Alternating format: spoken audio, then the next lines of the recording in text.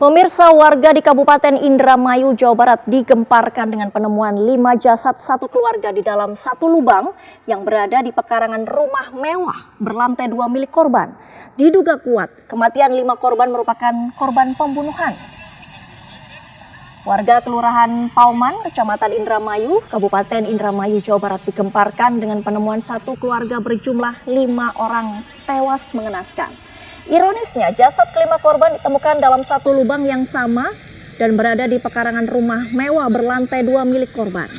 Satreskrim Polres Indramayu membawa seluruh korban ke Rumah Sakit Bayangkara serta melokalisir tempat kejadian perkara. Polisi meminta keterangan sejumlah saksi di lokasi kejadian. Penemuan satu keluarga tewas tersebut meninggalkan duka mendalam sekaligus tanda tanya besar bagi warga sekitar. Sebelum ditemukan tewas, warga sempat melihat ada mobil box terparkir di depan rumah korban 4 hari yang lalu. Hingga saat ini pihak kepolisian belum memberikan keterangan resmi terkait penyebab maupun dugaan motif dari peristiwa tersebut.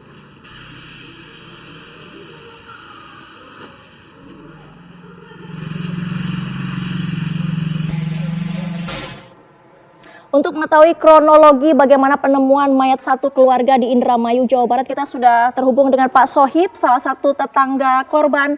Assalamualaikum Pak Sohib. Waalaikumsalam, Bu. Waalaikumsalam. Pak Sohib, bisa diceritakan siapa pertama kali yang menemukan mayat dari satu keluarga ini, Pak Sohib? Jadi dari hari Kamis, Ibu Ois, Bu. Ibu Ois itu persis tetangga sebelah Pak Haji Saroni, Pak almarhum. Ibu Ois itu anaknya sekolah bareng, Bu. Pas hari Kamis dikontak, Bu, berangkat enggak sekolah? Enggak jawab, di WA pun enggak ada respon. Dari hari Kamis, Jumat, Sabtu, Minggu juga enggak ada respon. Nah, jadi Ibu sini mencari tahu, Bu. Mencari tahu, segera mencari tahu ke keluarganya, itu Ibu Emma.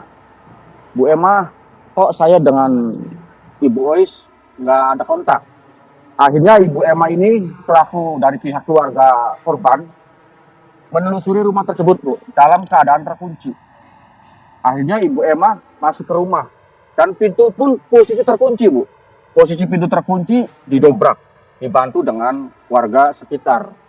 Nah, persis jam 5:30, Bu. 5:30 kemarin ya, Mas. Kemarin 5:30 kemarin, Ibu Ois dengan keluarga didampingi warga juga masuk ke rumah. Itu dalam keadaan sepi, Bu. Dalam keadaan sepi. Sampai ke lantai 2 juga keadaan sepi. Cuman dari salah satu warga, Ibu Ayu dan Ibu Emma, mencium bau busuk, Bu. Mencium bau busuk, akhirnya saudaranya dan warga setempat mencari tahu bau busuk tersebut, Bu. Ada di posisi sebelah kiri. Sebelah kiri itu ada halaman rumah, pepohonan. Bau busuk itu tepat arah ke halaman sama si Ibu Emma. Mereka mencari tahu, ternyata ada sesosok mayat yang sudah dikubur, namun kakinya itu kelihatan, Bu. Kakinya kelihatan. Nah, Ibu Emma dan keluarga juga lari berhamburan keluar mencari bantuan sama warga, seperti membawa cangkul. Jasad yang terkubur akhirnya diperlihatkan oleh keluarga. Oh, bahwa ini Bapak Haji Sahroni. Dari awal penemuan mayat tersebut yang persis tahu dulu itu Bapak Haji Sahroni. Sudah, Bu. Pak Sohib, seberapa besar lubang yang ditemukan? Pak Sohib, apakah melihat yang digunakan untuk mengubur satu keluarga ini, Pak Sohib? Waktu itu saya sekitar jam 7, Bu, ya. Jam 7 malam ke lokasi. Sudah ramai, Bu. Sudah ramai, sudah ada polisi. Kami juga belum boleh masuk ke lokasi. Tidak diperbolehkan, Bu. Apakah Pak Sohib mengetahui apakah keluarga korban ini memiliki konflik dengan warga sekitar atau mungkin ada orang luar yang datang ke rumah marah-marah atau seperti apa, Pak Sohib? Keluarga Haji Sahroni ini sehari-harinya tertutup, ya, Bu. Keluarga yang tertutup, jarang berkomunikasi dengan tetangga, Bu. Dari dulu juga keluarga tertutup. Kabarnya sempat ada mobil box yang parkir di rumah korban ini Ya. beberapa hari sebelum ditemukan tewas. Sudah diketahui mobil box ini mengantar barang menuju ke rumah korban atau bagaimana Pak Sohib? Iya Bu, jadi mobil box tersebut dari rumah Bapak Haji Sahroni sebelah kiri jalan itu kurang lebih 25 meter. Namanya punya anak nama Budi. Si Budi ini buka toko grosir sembako Bu. Jadi mobil box tersebut cuman hanya mengantarkan barang ke rumah korban. Hanya mengantarkan barang Bu, seperti gula, kecap, saus. Tiap hari memang begitu. Mobil box juga datang, ngirim barang, ditaruh di gudang. Di Baik. rumah Pak Haji Sahroni. Baik, terima kasih Pak Sohib atas informasinya. Selamat pagi. Ya, sama-sama. Selamat. Inna salatakum ma'rudatun alayya. Salawat yang kau baca itu akan dibawakan malaikat kepadaku. Lalu sahabat bertanya, kaifa salatuna ma'rudatun alayka wa qad arimta? Bagaimana mungkin salawat kami dibawa ke makammu padahal engkau sudah hancur dimakan cacing tanah? Nabi menjawab, innallaha harrama al-ardu ajsadal anbiya. Allah mengharamkan tanah memakan jasad para nabi. Begitulah nabi yang dimuliakan Allah, sampai cacing tanah pun tidak akan memakan kulit tubuhnya. Tapi kita manusia yang biasa, maka begitu kita mati, kita hanyalah setumpuk daging busuk. Setiap jengkal rumah kita, kita yang membeli tanahnya, kita yang memanggil arsiteknya, kita yang menggambarnya. Hari ini anak istri menunjuk, itu kamar ayah, itu kamar datuk. Tapi sampai masanya, satu jengkal pun rumah itu tidak lagi menjadi tempat kita, karena tak ada yang mau menerima daging yang busuk. Sampai akhirnya kita dihantar. Yatsma'ul mayyita thalathun, yang mengantar itu ada 3. Maluhu, hartanya, wa ahluhu, keluarganya, anak, cucu, istri, suami, sahabat, menantu, andai tolan, kawan, sekantor, semuanya ikut mengantar. Ramai mereka. Yarji'u uthnani, tapi yang 2 itu akan pulang ke rumah. Anak yang disayang semata wayang, istri buah hati, belayan jiwa. Sampai masanya kita sendiri juga. Walaqad ji'tumuna furada, dulu kamu datang menghadap aku sendirian. Kama khalaqnakum awwala marrah, sebagaimana dulu kuciptakan kau sendirian, kau pun akan datang menghadap aku sendirian. Maka kalau punya harta, pakailah harta yang bisa menemani sampai mati. Sedekatun jariyah, anak yatim yang diusap kepalanya, sekolah yang dibantu 1-2 sak semen, tanah yang dibebaskan 1-2-3 meter, itulah yang akan menolong di hadapan Allah. Bersahabatlah dengan sahabat yang bisa menolong, membela di hadapan Allah. Punya anaklah yang dapat berdoa, Rabbighfirli wali walidayya warhamhuma kama rabbayani shaghira. Lain daripada itu hanya tinggal kenangan. Nama tersebut di ujung lidah, bayangan tampak di tepi mata, tapi hubungan putuslah sudah. Idza matal insan, kalau manusia mati, inqata'a, putus. Tapi ada yang akan tetap mengalir. Jagalah yang 3 ini. Ilmun yuntafa'u bih, pelajari ilmu-ilmu yang kira-kira menyelamatkan kita dari azab Allah. Ada harta yang banyak, zakat, wakaf, infak, sedekah. Kullu mri'in tahta zilli sadaqatihi yaumal qiyamah. Hari ini kita duduk tenang, sejuk, walaupun matahari terik, karena kita bernaung di atap masjid yang kokoh. Keluar dari masjid ini akan bernaung di bawah pohon yang rindang. Keluar dari kendaraan akan bernaung di rumah yang besar. Tapi sampai masanya, wa takunul jibal kal ihnil manfush, bukit-bukit, gunung-gunung seperti bulu kambing dihembus angin. Wa taran nasa sukara, kau tengok pandang manusia itu macam mabuk. Wa ma hum bisukara, mereka tidak mabuk. walakin azaballahi syadid, tapi azab Allah amat sangat keras. Tampak mereka macam mabuk sempoyongan, berjalan seperti akan jatuh, bukan karena mereka mabuk, tapi karena memang kerak bumi sedang bergerak dahsyat, bergerak kuat, luar biasa. Karena tiang panjangnya gunung bukit tercabut, Dzul Autad memiliki tiang panjang yang kokoh, tapi saat itu tak lagi ada bermakna. Wa yabqa wahidun, yang tinggal cuma satu, wa amaluhu amal, yang hari ini lupa beramal. Fadzakir, ingat-ingatkanlah, inna fa'atiz dzikra, karena ingat mengingatkan. Bersahabatlah dengan orang yang mengingatkan. Kalau aku bersahabat dengan engkau, solatku tak tinggal. Kalau aku bersahabat dengan engkau, mataku tak berzina. Kalau aku bersahabat dengan engkau, terus berjamaah ke masjid. Kalau aku bersahabat dengan engkau, aku bersedekah. Yang paling penting, kalau aku bersahabat dengan engkau, hatiku mengingat Allah. Kun ma'allah, hendaklah engkau selalu bersama dengan Allah. Illam takun ma'allah, kalau kau tak sanggup selalu bersama dengan Allah, fakun man ma'allah, hendaklah kau bersama dengan orang-orang yang hatinya selalu bersama dengan Allah. Alladzina yadhkuruna Allah, orang-orang yang mengingat Allah qiyaman, ketika tegak, wa qu'udan, ketika duduk, wa ala junubihim, ketika berbaring. Ada rasa takutnya kepada Allah.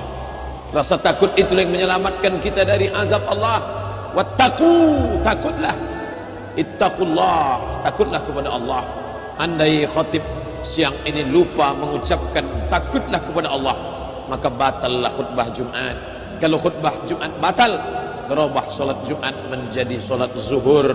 Begitulah pesan takut kepada Allah. Laki-laki perkasa, sehat walafiat, tak ada satu uzur syar'i, maka dia wajib mendengarkan wasiat khutbah. Khatib menyampaikan, usikum wa nafsi bitaqwallah, kupesankan kepada diriku, kepada kamu semua wahai kaum muslimin, ittaqullah, takutlah kepada Allah Subhanahu wa taala. Kalaulah pedagang-pedagang itu ingat mati, mereka tak akan curang dengan kilo timbangannya. Kalaulah pegawai-pegawai itu ingat mati, mereka tidak akan mark up pembengkakan anggaran biaya dan dana. Kalaulah suami itu ingat mati, dia tidak akan menyia-nyiakan anak istrinya. Kalau guru ingat mati, dia tidak akan curang memberikan jawaban kepada muridnya, hanya ingin nilai tinggi, prestasi, piagam, kebanggaan. Tapi sampainya semua akan diminta pertanggungjawaban di hadapan Allah Subhanahu wa taala. Sekecil apa? Sebesar apa? Apakah ada maaf kalau dia kecil? Faman ya'mal mithqala dzarratin khairan yarah. Sebesar biji sawi kecurangan akan ditunjukkan di depan matamu, akan kau lihat dengan mata yang terang, segar bugar, terang benderang. Wa may yaghlul, siapa yang curang, ya'ti bima ghalla yaumal qiyamah, kelak kau akan datang membawa kecuranganmu nanti di hadapan Allah. Tapi Asi bin Wa'il tak percaya. Apakah mungkin tulang belulang akan hidup lagi menghadap Allah? Ya Muhammad, ayuhyi rabbuka hadzal idham ba'dama baliya wa ramma? Apakah mungkin Tuhanmu menghidupkan tulang ini setelah dia hancur berkeping? Nabi sallallahu alaihi wasallam diam sampai akhirnya malaikat Jibril alaihi salam membawakan jawaban dalam surat Yasin. Qul, katakan kepada dia yang tak percaya. Qul, katakan kepada mereka yang sekuler, liberal, yang tak percaya kepada akhirat, yu'ihal ladzi ansha'aha awwala marrah, yang akan menghidupkan dia adalah yang dulu pertama kali menciptakan dari yang tidak ada menjadi ada. Setelah ada dia buat tidak ada, maka dia maha kuasa untuk mengembalikannya lagi menjadi ada. Ini sudah ada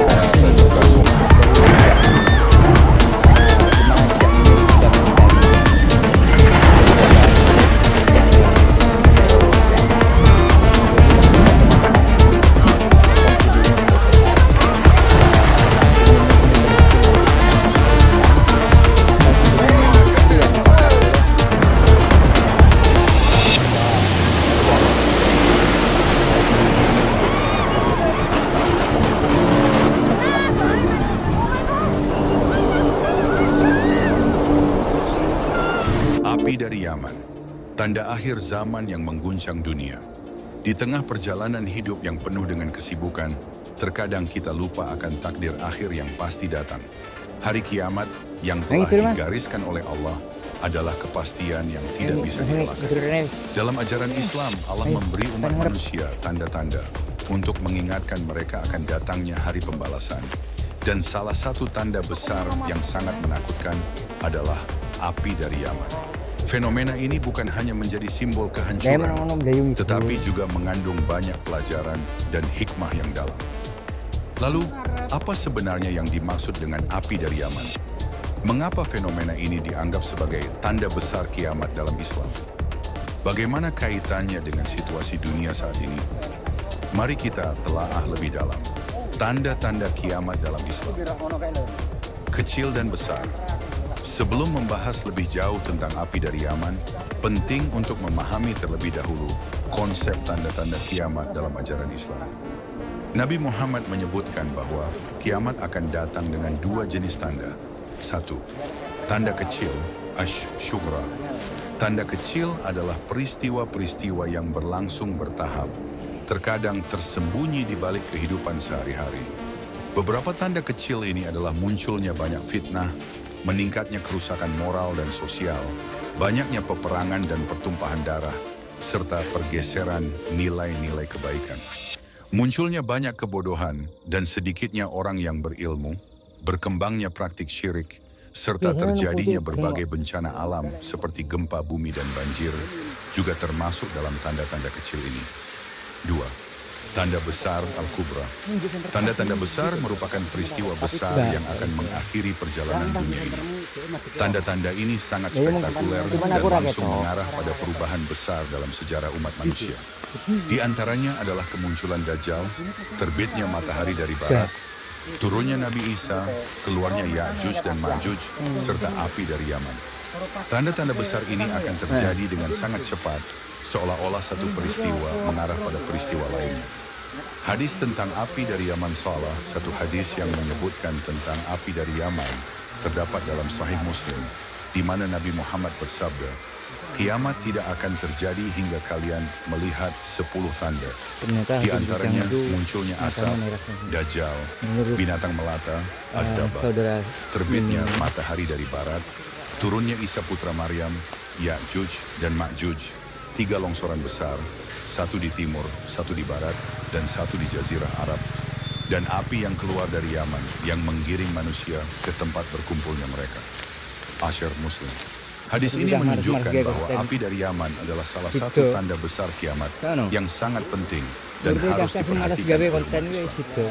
Api ini disebutkan dalam rangkaian tanda-tanda yang lebih besar lainnya, seperti Dajjal dan terbitnya matahari dari barat, yang semuanya menandakan kedekatan hari kiamat. Makna api dari Yaman, para ulama dan mufasir telah memberikan penafsiran tentang apa yang dimaksud dengan api dari Yaman. Ada beberapa pandangan yang berkembang terkait fenomena ini. 1. Api nyata yang muncul dari Yaman mayoritas, ulama mengartikan api ini sebagai sebuah peristiwa fisik yang benar-benar akan terjadi. Api ini diyakini akan muncul dari wilayah Yaman, di selatan Jazirah Arab, yang dikenal dengan tanah yang subur dan kaya sejarah Islam. Kobaran api ini akan sangat besar dan mampu menggiring umat manusia menuju satu titik yang telah Allah tentukan.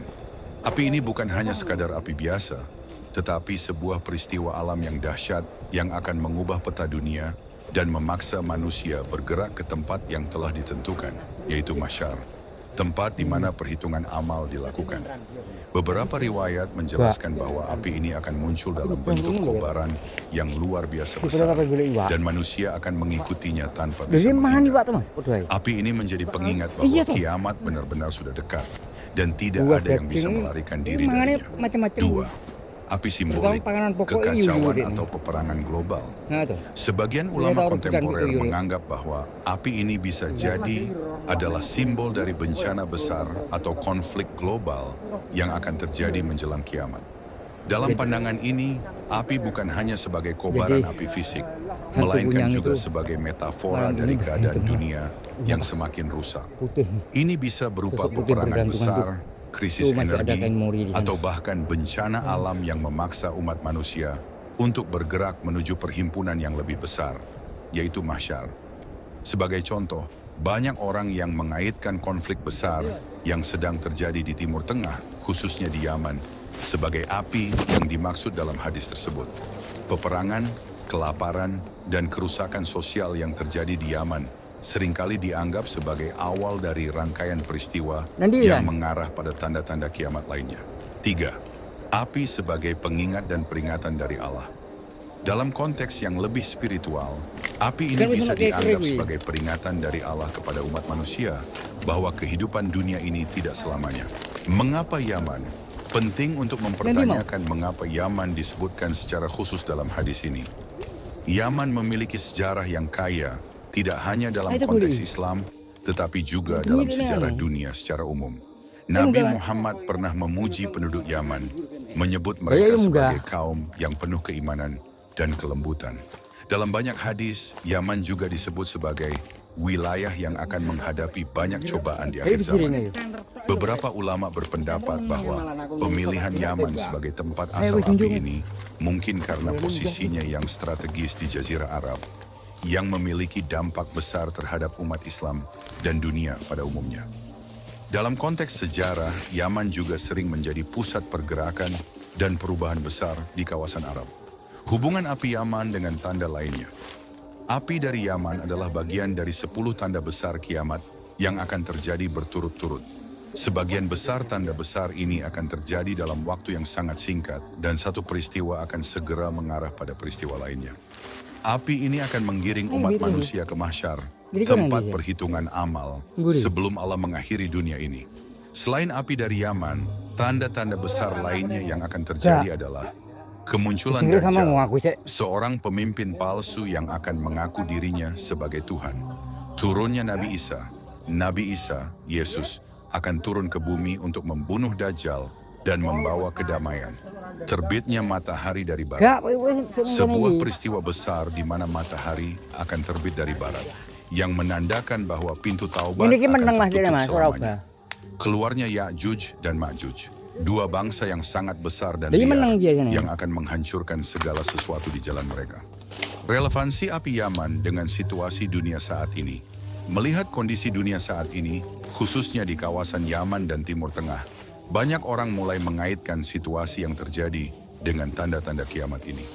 Peperangan yang berkepanjangan, krisis kemanusiaan, dan bencana alam yang melanda kawasan tersebut dapat dianggap sebagai salah satu bentuk api yang menggiring umat manusia menuju kiamat. Namun para ulama mengingatkan kita agar tidak terburu-buru menganggap bahwa peristiwa-peristiwa tertentu adalah tanda kiamat tanpa bukti yang jelas. Hanya Allah yang mengetahui waktu yang tepat untuk kiamat terjadi. Kita sebagai umat Islam harus selalu berhati-hati dalam menafsirkan peristiwa-peristiwa besar di dunia ini. Hikmah tentang keluarnya api dari Yaman sebagai tanda kiamat dalam Islam. Keluarnya api dari Yaman sebagai salah satu tanda besar kiamat dalam Islam adalah fenomena yang mencuatkan banyak pertanyaan dan kekhawatiran di kalangan umat Islam. Fenomena ini, sebagaimana disebutkan dalam hadis Nabi Muhammad, tidak hanya menjadi peringatan bagi kita tentang kedekatan akhir zaman, tetapi juga menyimpan banyak hikmah dan pelajaran yang sangat penting bagi kehidupan umat manusia. Hikmah-hikmah ini tidak hanya terbatas pada aspek fisik dan spiritual, tetapi juga pada pelajaran moral dan etika yang seharusnya kita ambil dari peristiwa yang akan terjadi ini. Berikut adalah beberapa hikmah yang dapat dipetik dari keluarnya api dari Yaman sebagai tanda kiamat. 1. Peringatan tentang kedekatan kiamat. Salah satu hikmah yang paling jelas dari keluarnya api dari Yaman adalah sebagai peringatan tentang kedekatan kiamat. Dalam banyak hadis, Nabi Muhammad menyebutkan bahwa kiamat akan datang dengan tanda-tanda besar yang nyata. Api dari Yaman adalah salah satu tanda besar yang menunjukkan bahwa dunia ini akan segera berakhir. Peristiwa ini mengingatkan umat Islam akan kepastian kiamat yang tidak bisa dihindari. Sebagaimana Allah berfirman dalam Al-Quran, sesungguhnya kiamat itu pasti datang, tidak ada keraguan padanya. QS Al-Hajj 7. Dengan mengetahui bahwa kiamat pasti datang, umat Islam diajak untuk senantiasa memperbaiki amal perbuatan mereka, memperbanyak taubat, dan mempersiapkan diri untuk menghadapi kehidupan setelah mati. 2. Menyadarkan umat manusia tentang dunia yang fana api dari Yaman menjadi simbol dari kehancuran dunia yang sementara ini. Dunia ini meskipun penuh dengan kenikmatan dan hal-hal yang tampak indah, pada akhirnya akan musnah. Peristiwa keluarnya api ini mengingatkan umat manusia untuk tidak terjebak dalam kesenangan dunia yang bersifat sementara. Segala sesuatu di dunia ini, harta, kedudukan, dan kemewahan akan lenyap dan hanya amal yang akan dibawa ke akhirat. Nabi Muhammad mengingatkan umat Islam tentang dunia yang fana ini dalam sabdanya. Sesungguhnya dunia ini adalah perhiasan dan sebaik-baik perhiasan adalah wanita syalihah. HR Muslim. Dunia ini akan segera berakhir dan dengan munculnya tanda-tanda kiamat seperti api dari Yaman, kita diajak untuk lebih fokus pada kehidupan yang kekal setelah kematian, yaitu akhirat. 3. Meningkatkan kesadaran akan akhirat dan kehidupan. Sesudah mati keluar api dari Yaman sebagai tanda kiamat, memberikan hikmah yang mendalam mengenai kesadaran akan kehidupan setelah mati. Menyampaikan perjalanan pertama ruh di alam barzakh. Sesungguhnya hamba yang beriman bila bersiap menghadapi alam akhirat dan meninggalkan dunia, malaikat-malaikat akan turun kepadanya seakan-akan wajah mereka seperti matahari. Mereka membawa kain kafan dan wewangian dari surga. Kemudian datanglah malaikat maut dan duduk di sisi kepalanya lantas berkata, "Wahai jiwa yang baik, keluarlah menuju ampunan dan ridha Allah." Keluarlah ruhnya mengalir dari jasadnya seperti mengalirnya air dari wadah. Kemudian rombongan malaikat yang membawa kafan dan wewangian dari surga langsung mengambil ruh tersebut dan tidak membiarkannya tetap di tangan malaikat maut walau sekejap mata. Setelah malaikat maut mencabutnya, rombongan malaikat berwajah hitam langsung mengambil ruh tersebut dalam sekejap dan membungkusnya dengan kain wol kasar. Keluarlah bau paling busuk yang pernah tercium di atas muka bumi. Lalu ruh tadi dibawa ke langit, hingga sampailah mereka ke langit dunia, lalu meminta izin agar dibukakan pintu langit, namun tidak diizinkan. Subscribe dulu, di like, komen, dan di share.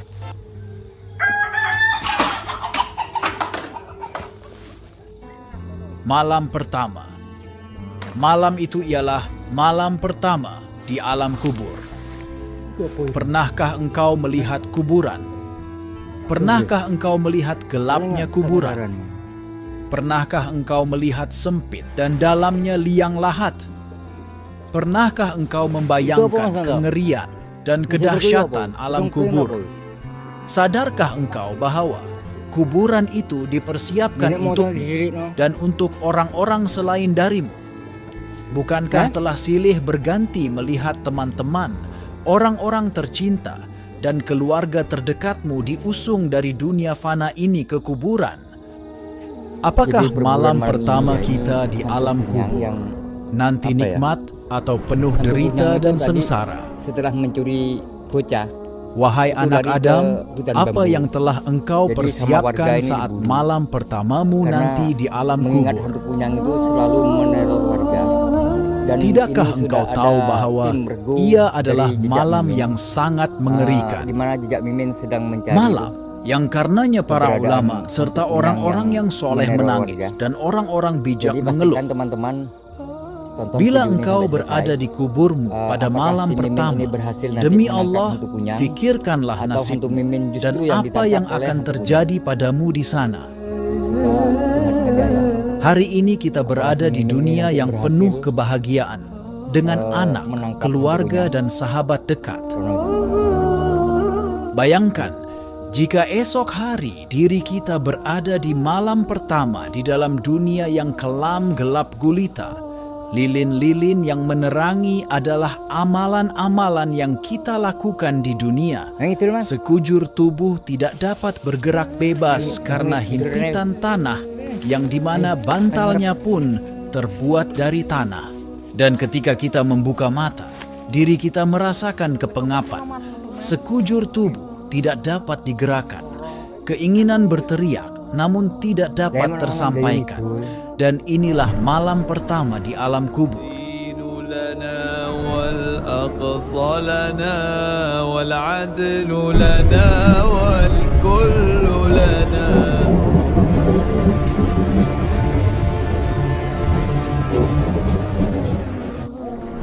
Terima kasih yang sudah subscribe. Semoga kita semua diselamatkan dari siksa dan fitnah kubur. Amin ya rabbal alamin.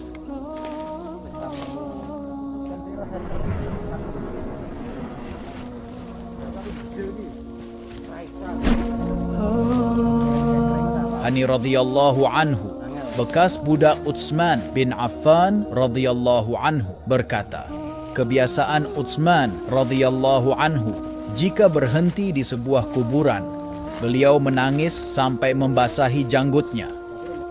Lalu beliau radhiyallahu anhu ditanya, disebutkan tentang surga dan neraka tetapi engkau tidak menangis. Namun engkau menangis dengan sebab ini melihat kuburan. Mengapa demikian? Beliau menjawab, sesungguhnya Rasulullah Shallallahu Alaihi Wasallam bersabda, sesungguhnya kubur itu adalah persinggahan pertama dari persinggahan-persinggahan akhirat. Bila seseorang selamat dari keburukannya, maka yang setelahnya lebih mudah darinya. Bila seseorang tidak selamat dari keburukannya, maka yang setelahnya lebih berat darinya. Rasulullah Shallallahu Alaihi Wasallam juga bersabda, aku tidak melihat suatu pemandangan pun yang lebih menakutkan daripada kubur. Hadis riwayat At-Tirmidzi dan Ibnu Majah, dihasankan oleh Syekh Al-Albani. Karena fase setelah kubur lebih mudah bagi yang selamat, maka ketika melihat surga yang disiapkan Allah Ta'ala dalam kuburnya, seorang mukmin mengatakan, ya Rabb, segerakanlah kiamat agar aku kembali kepada keluarga dan hartaku. Sebaliknya, orang-orang kafir ketika melihat azab pedih yang disiapkan Allah Ta'ala baginya, ia mengatakan, ya Rabb, jangan engkau datangkan kiamat. Karena yang akan datang setelahnya lebih pedih siksanya dan lebih menakutkan.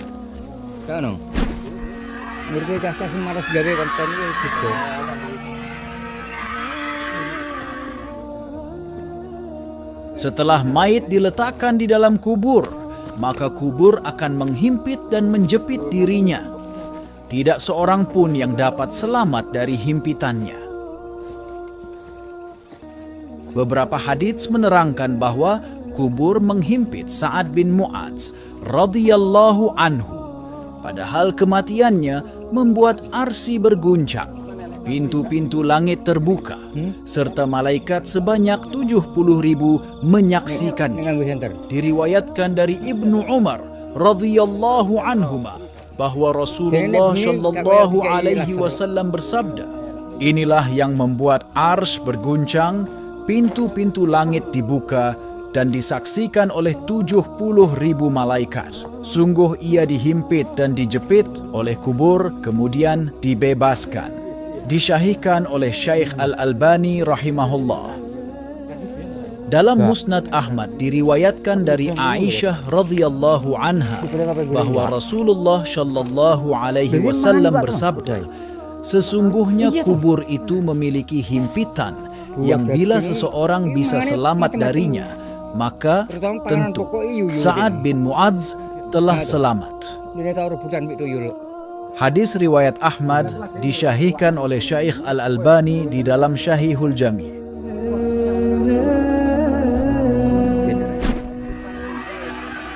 Jadi hantu kunyang itu malam ini bertemu.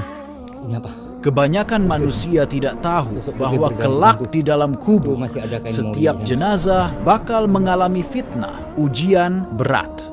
Sedemikian beratnya fitnah itu sehingga Rasulullah Shallallahu Alaihi Wasallam menggambarkannya sebagai fitnah yang menyerupai fitnah Dajjal.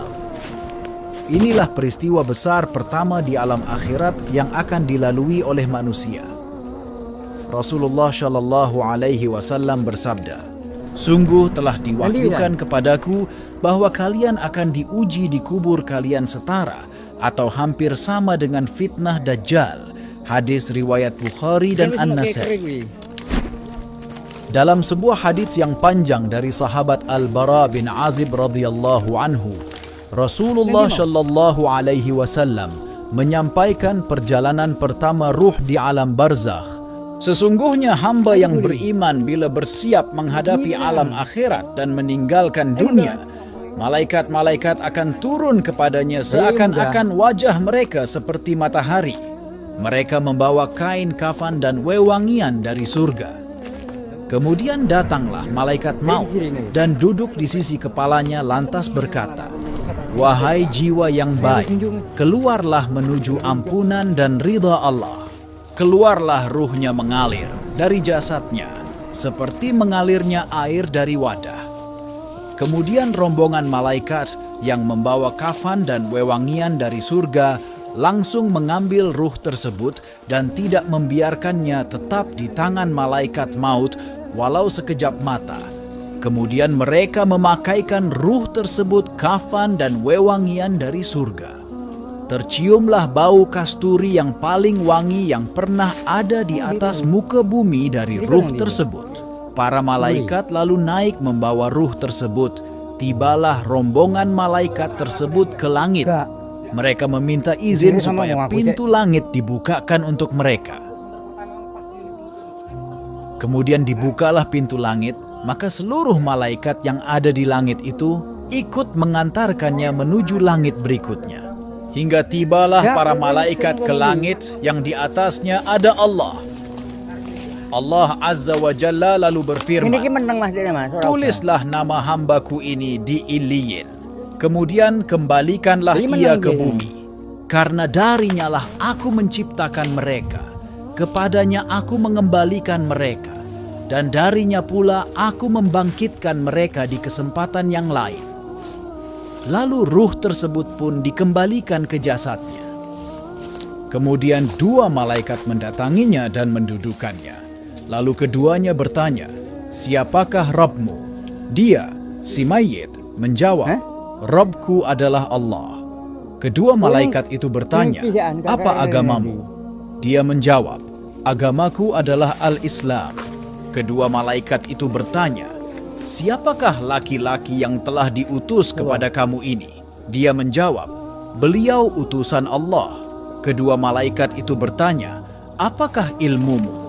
Dia menjawab, "Aku membaca kitab Allah, aku mengimaninya dan membenarkannya." Lalu seorang penyeru dari langit berseru, "Hambaku telah berkata benar, berilah dia hamparan dari surga, dan berilah dia pakaian dari surga. Bukakanlah sebuah pintu untuknya ke surga." Maka datanglah kepadanya bau dan wangi surga, dan diluaskan baginya di dalam kuburnya sejauh mata memandang. Dan datanglah seorang laki-laki berwajah tampan kepadanya, berpakaian bagus, beraroma wangi, lalu mengatakan, "Bergembiralah dengan apa yang menyenangkanmu. Inilah harimu yang engkau telah dijanjikan kebaikan." Maka ruh orang mukmin itu bertanya kepadanya, "Siapakah engkau? Wajahmu adalah wajah yang membawa kebaikan." Dia menjawab, "Aku adalah amalmu yang syalih." Maka ruh itu berkata, "Rabbku, tegakkanlah hari kiamat, sehingga aku akan kembali kepada istriku dan hartaku." Pertanyaan ini juga dilontarkan kepada orang kafir, sebagaimana yang dijelaskan oleh Nabi Shallallahu Alaihi Wasallam, yang artinya, sesungguhnya hamba yang kafir jika akan berpisah dengan dunia dan menghadapi akhirat, turunlah rombongan malaikat berwajah hitam kepadanya sambil membawa kain wol kasar. Datanglah malaikat maut dan duduk di dekat kepalanya, lantas berkata, "Wahai jiwa yang buruk, keluarlah menuju murka dan amarah Allah." Maka ruhnya terpencar-pencar di dalam jasadnya. Malaikat maut kemudian mencabut nyawanya seperti orang yang menarik besi beruji yang menempel di kapas basah. Setelah malaikat maut mencabutnya, rombongan malaikat berwajah hitam langsung mengambil ruh tersebut dalam sekejap dan membungkusnya dengan kain wol kasar. Keluarlah bau paling busuk yang pernah tercium di atas muka bumi. Lalu ruh tadi dibawa ke langit, hingga sampailah mereka ke langit dunia, lalu meminta izin agar dibukakan pintu langit, namun tidak diizinkan.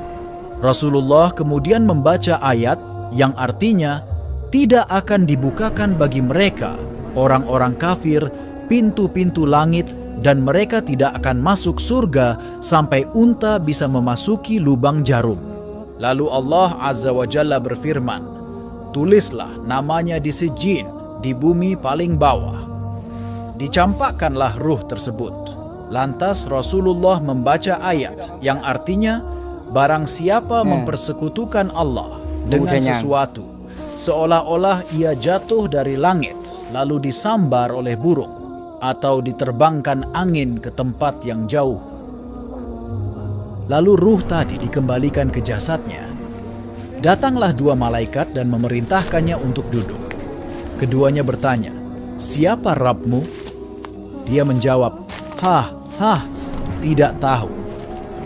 Malaikat bertanya lagi, apa agamamu? Ia menjawab, tidak tahu. Malaikat bertanya lagi, siapa orang yang telah diutus kepada kalian? Ia kembali menjawab, tidak tahu. Kemudian terdengar suara dari langit, hambaku berdusta, hamparkanlah neraka untuknya dan bukakanlah pintu menuju neraka. Maka hawa panas dan bau busuk neraka menghampiri orang tersebut. Kemudian kuburnya disempitkan sampai tulang rusuknya patah dan bersilangan. Dan datanglah seorang laki-laki berwajah buruk kepadanya, berpakaian buruk, beraroma busuk, lalu mengatakan, terimalah kabar yang menyusahkanmu. Inilah harimu yang telah dijanjikan, keburukan kepadamu. Maka ruh orang kafir itu bertanya kepadanya, siapakah engkau? Wajahmu adalah wajah yang membawa keburukan. Dia menjawab, aku adalah amalmu yang buruk. Maka ruh itu berkata, Rabbku, janganlah engkau tegakkan hari kiamat. Hadis riwayat Ahmad, Abu Daud dan lainnya secara ringkas dinilai syahih oleh ahli hadits Syekh Albani dalam Syahihul Jami'.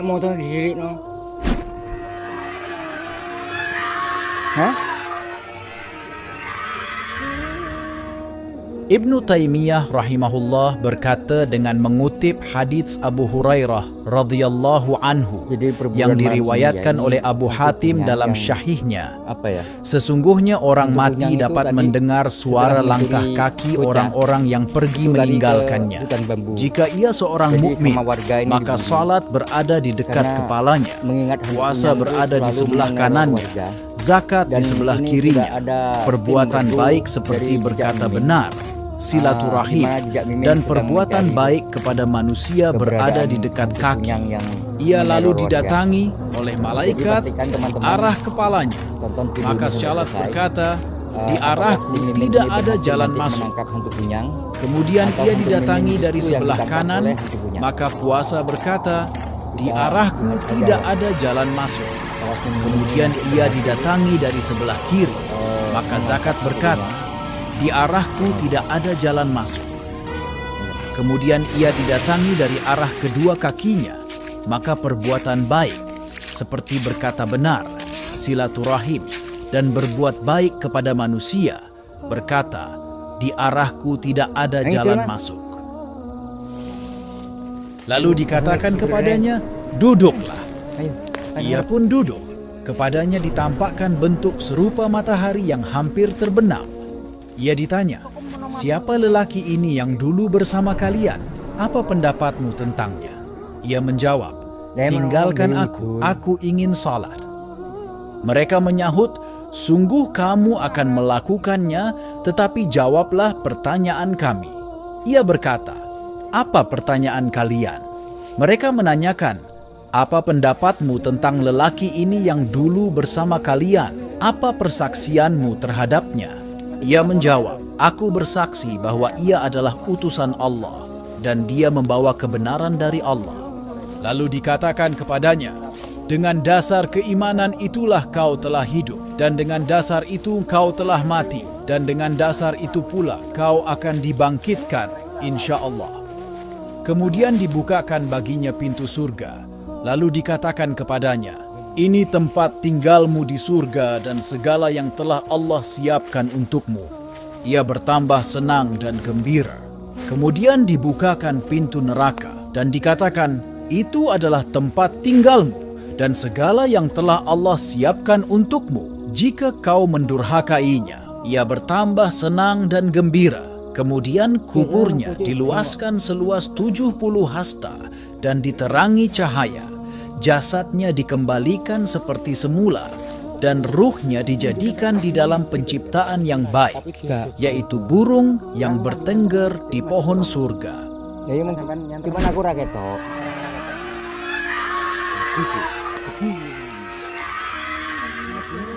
Dari sahabat Abu Hurairah radhiyallahu anhu, Rasulullah shallallahu alaihi wasallam bersabda, "Apabila salah seorang di antara kalian bertasyahud, hendaklah ia meminta perlindungan kepada Allah dari 4 perkara dengan mengucapkan, Allahumma inni a'udzu bika min azabi jahannam, wa min azabil qabri, wa min fitnatil mahya wal mamat, wa min syarri fitnatil masihid dajjal."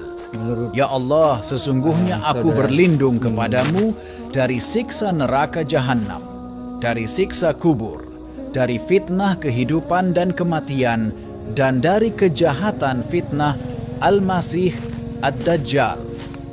Hadis riwayat Muslim. Kematian itu pasti. Ia tidak meleset meski hanya sedetik. Ia bisa datang dengan tiba-tiba. Kematian itu misteri. Wahai orang tua yang telah bongkok punggungnya dan dekat ajalnya, apakah engkau telah bersiap-siap menghadapi malam pertama? Wahai pemuda gagah yang bergelimang harta dan sejuta asa, apakah engkau telah siap menghadapi malam pertama? Ia adalah malam pertama dengan 2 wajah. Mungkin menjadi malam pertama bagi malam-malam surga berikutnya, atau menjadi malam pertama bagi malam-malam neraka selanjutnya. Na'udzubillah, semoga kita semua dijauhkan dari api neraka. Wallahu a'lam.